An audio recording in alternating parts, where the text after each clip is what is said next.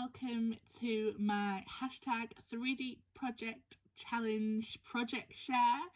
So on the 2nd of August I did announce a open collaboration to do 3D projects, whether that you make them out of papercraft like I do, or you decorate things like a jar or something, you know, with like the napkins and stuff, or if you have a 3D object and you decorate it, alter it, that sort of thing. Anything that's 3D can be seen 360 degrees is classed as 3D in my opinion. So I have actually gone ahead and made my project. The project falls on the category of retro. That's what was pulled out of the claw machine on the 2nd.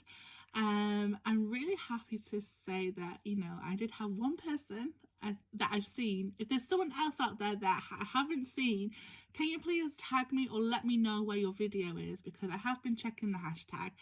But all I've seen so far is that Abigail, handmade by Abigail, she had a go at this retro project and she made something amazing. So I will link that video in the description box just in case you may have missed it, and then you'll get to see what she made. I think it's so awesome.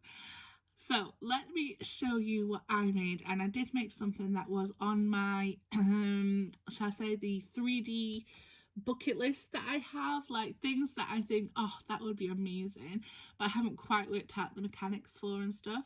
So I spent a day really thinking about this one, and oh, I'm a little bit nervous but really excited, and here it is.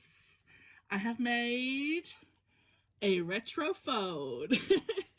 Yes, I have been thinking about this for so long, and I am so glad that I've been able to make this with no dies, no cut files, nothing, just all scoring. So yes, people, before you ask in the comments, I will 100% be doing a tutorial.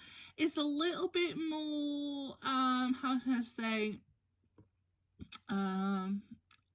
I don't know how to describe it. It's a bit more complex, but it's not too complicated, but it's a bit more complex than, you know, my cooker and things like that, things that I think are straightforward.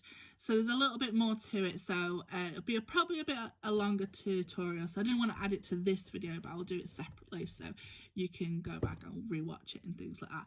But can I just say, when I was first making it, this section here, this body part, when I was making it, my little boy, all he could see was a volcano.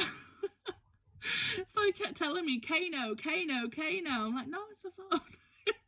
So I had to go in and make this section specifically in a brown paper, and then I added some red foam, and we made it into a volcano for his dinosaurs. So, you know, if you want a volcano or a phone, this will be a great tutorial coming soon. Anyway, let me get back to telling you about my retro phone. So as you can see, it is decorated, and I've decorated it in my favourite Doodlebug papers, and that is the Hello collection, which I am going to consider as vintage and retro, but because it's such an old collection now and I am running out of it, and I don't think I'm going to be able to get any more, but at least I have this to look at now, and it's in all my favourite papers. You know, I just keep spinning it around so you can see. And the handle, I don't know what it's called, the speaking system, I've got no words, comes off. Of course it's attached. I used one of these hair bubbles, which to my surprise I had none left for some reason. I'm indicating that my youngest daughter may have stole them, but I've got no proof of that. But yes, I think that made a really good cord for my, you know, I used to sit in the cupboard. Like, that's how you got a private phone call. So that just connects onto there like that.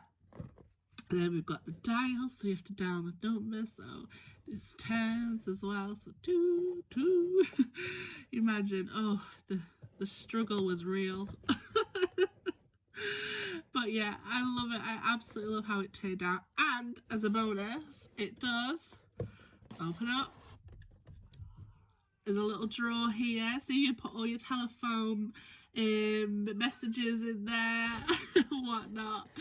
Oh, I just absolutely love it so much. And yeah, I'm really proud of myself, like I said.